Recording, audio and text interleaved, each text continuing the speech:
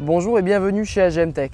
Nous allons voir aujourd'hui l'utilisation du générateur de fumée qui est conçu pour les travaux de contrôle d'étanchéité sur réseau, canalisation, mais aussi sur toiture. Celui-ci est compact et se transporte aisément à l'aide de sa poignée.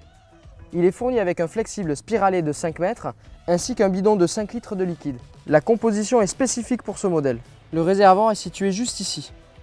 Il s'utilise sur secteur ou sur une rallonge en 220 volts.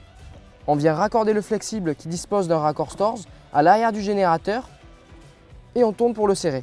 Une fois branché, on va basculer sur le cran 1 pour le mettre sous tension. La LED verte va s'afficher. Après quelques secondes, on passe en position 2 qui va activer le corps de chauffe. La LED rouge s'allume.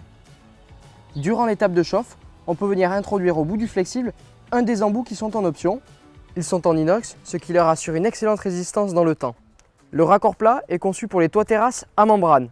Quant à celui-ci, il est dédié au toit terrasse bitume à l'aide de son pas de vis conique. On vient simplement l'insérer au bout du flexible. On vient se raccorder sur l'étanchéité à tester. Après environ 5 minutes, la LED rouge s'éteint, le corps de chauffe est optimal, on va pouvoir envoyer la fumée en basculant sur le cran 3. Le voyant orange indique alors la cadence de pompage du liquide. Il y a 2 potentiomètres. Celui de gauche va permettre de gérer le débit de ventilation. Il faut d'ailleurs toujours laisser un petit peu en charge lorsqu'on est en position 3.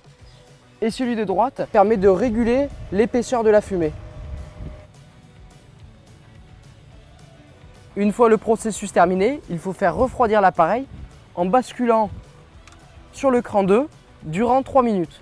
On bascule en position 1 et on fait de même en laissant refroidir encore 3 minutes.